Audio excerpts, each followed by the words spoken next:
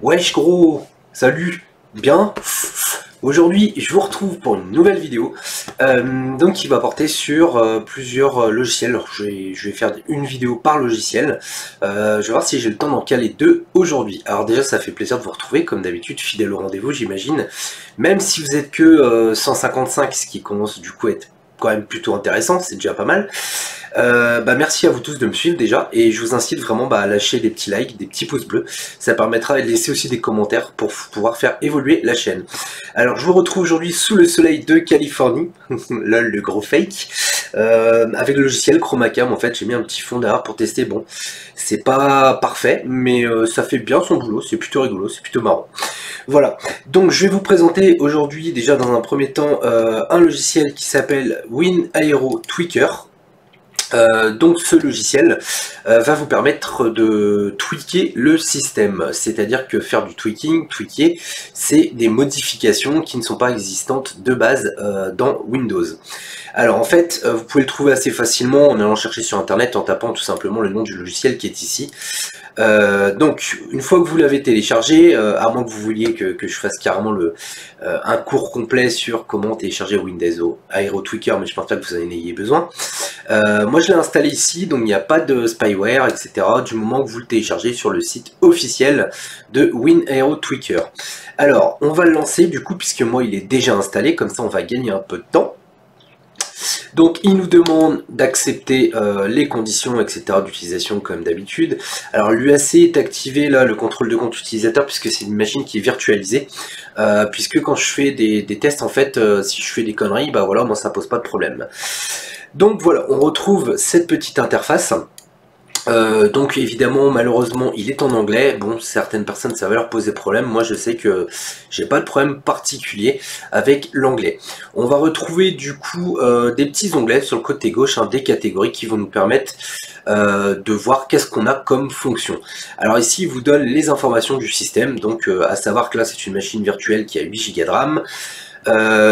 Donc l'affichage est en 1920 par 1080 et il détecte bien le i7-7740X avec la version 17.03 complètement pas à jour. D'ailleurs il est en train de faire la mise à jour, j'espère qu'il va pas couper lors de la vidéo, ce serait dommage. Mais bref, il est en train de se mettre à jour, mais voilà, la machine virtuelle met un peu plus de temps à se mettre à jour que ma grosse machine. Donc concrètement, on retrouve, comme je vous le disais, différentes informations ici. Alors un moteur de recherche pour rechercher des tweaks éventuels. Si par exemple vous faites une recherche avec tout ce qui est aéro, voilà, on va retrouver ici les différentes fonctions, par exemple, par rapport à ce que j'ai recherché, à savoir des tweaks sur aéro. Donc on va commencer ici par la première partie. Donc c'est quelque chose qui vous permet de gérer en fait vos favoris. Ce qui est plutôt pas mal parce que vous avez un visuel sur tous vos favoris quand vous en avez. Là c'est une machine virtuelle donc forcément il n'y en a pas. Donc vous pouvez en fait supprimer plusieurs favoris en même temps. Moi je trouve ça plutôt pas mal parce que la gestion des favoris sous Chrome par exemple de base elle est vraiment pas exceptionnelle. Donc en soi pas besoin de développer j'imagine, je pense que vous serez comme des grands aptes à comprendre comment ça fonctionne.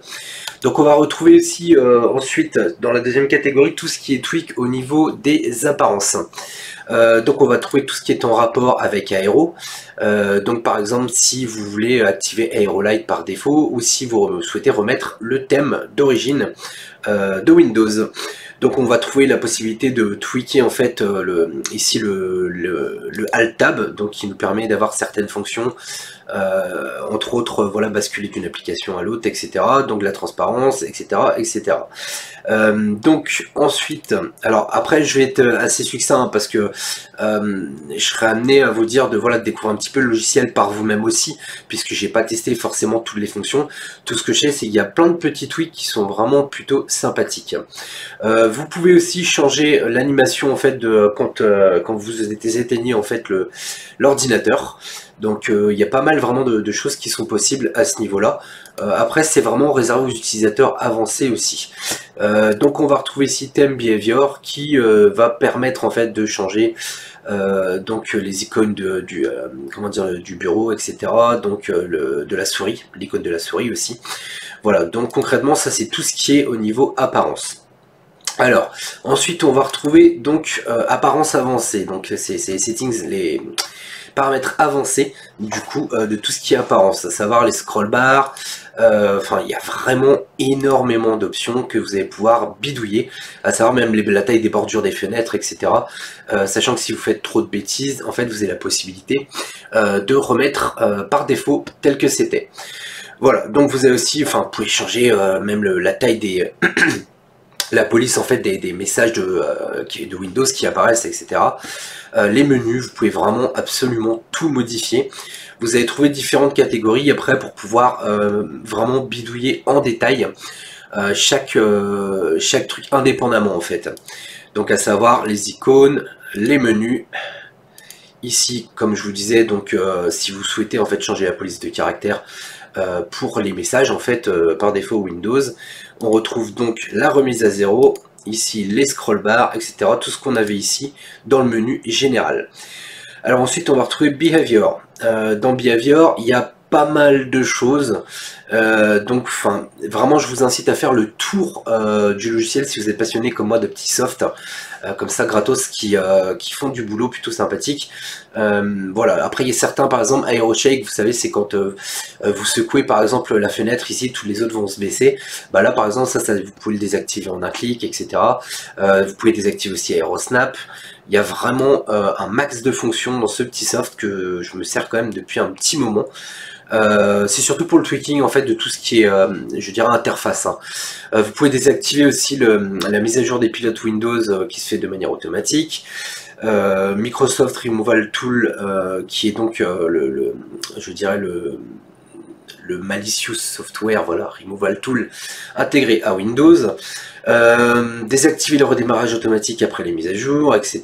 Les options d'hibernation, à savoir pour supprimer le fichier du coup qui prend de la place, hein, le fichier de mise en veille là, du coup hybride, qui prend quand même un paquet de place. Vous allez pouvoir aussi voir des blue screen à la place de smiley, donc pour avoir les codes à l'ancienne comme sous Windows 7. Il y a vraiment mais beaucoup de choses qui sont paramétrables via ce soft. Ça fait partie pour moi de ma trousse en fait que j'installe systématiquement quand je réinstalle Windows. Voilà, enfin après, sincèrement, faites le tour, vous allez voir, il y a vraiment un paquet de choses. Vous pouvez accéder aussi à des petites options, des petits plus qui sont intégrés dans le soft. Voilà, il y a vraiment un paquet de choses que vous pouvez faire via ce petit logiciel qui est vraiment sympa. Moi perso, je kiffe bien. Voilà, ici on va retrouver donc la possibilité d'accéder aux options de boot, hein, dans ce qui est boot and logon. Vous allez pouvoir changer donc le lock screen, désactiver le lock screen, etc. Il y a vraiment énormément d'options disponibles. N'hésitez pas à faire le tour et vous allez voir, c'est vraiment, moi je le trouve vraiment sympathique ce petit soft en fait. C'était juste pour vous le faire découvrir rapidement. Voilà, donc hop, ensuite on va retrouver desktop and taskbar. Donc vous imaginez bien que vous allez trouver des options liées au bureau et à la barre des tâches. À savoir si vous souhaitez rajouter une seconde horloge, la qualité du wallpaper aussi sur le bureau, sachant que Windows ne le met pas forcément en très haute qualité pour les ordinateurs qui sont pas très puissants, etc.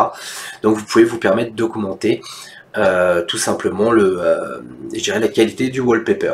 Vous pouvez afficher aussi la version de Windows directement sur le bureau. Enfin voilà, sincèrement faites le tour, vous allez voir, c'est vraiment un très bon soft. Moi je trouve ça vraiment sympa que des gars nous pondent des petits softs comme ça qui nous permettent d'avoir après des petites fonctions sous la main qui ne sont pas forcément disponibles facilement sous Windows. Donc on retrouve ici contexte menu, donc c'est tout ce qui va être au menu, au niveau du menu contextuel, à savoir si vous voulez rajouter des choses en clic droit, par exemple faire clic droit shutdown pour couper l'ordinateur, donc vous pouvez l'intégrer.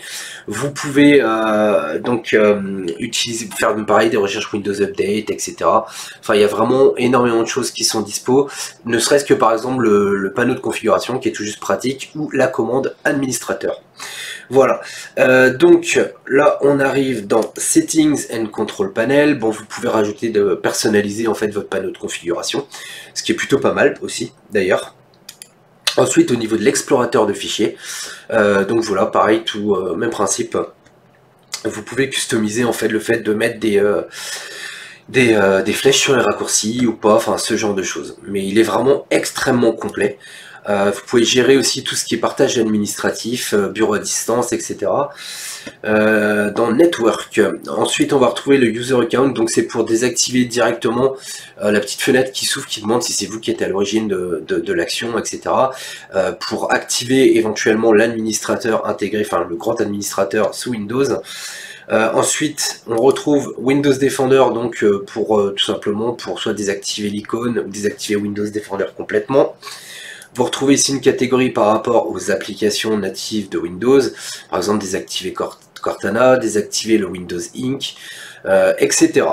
Donc on retrouve aussi ensuite une option qui est plutôt pas mal. Moi perso je m'en sers pas parce que je conserve la télémétrie.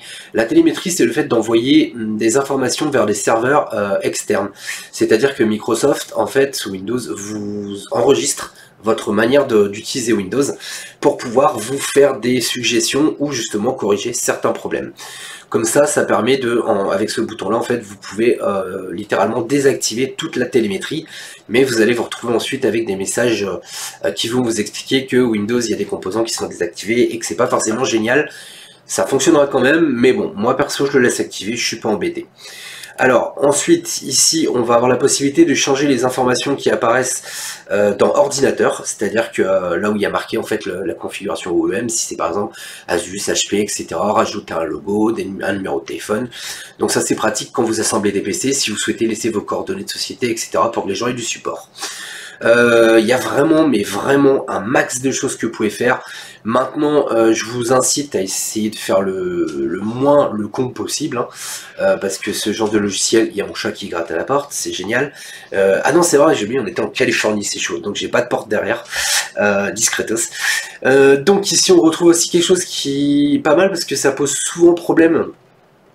Sous Windows en fait c'est le cache des icônes qui est très souvent buggé, donc vous vous retrouvez avec des icônes blanches en fait et il n'y a plus d'image dessus. Alors ça c'est très chiant, c'est un problème qui existe depuis très longtemps sous Windows qu'ils n'ont jamais résolu et dans certains cas malheureusement même avec ça ça ne fonctionne pas correctement.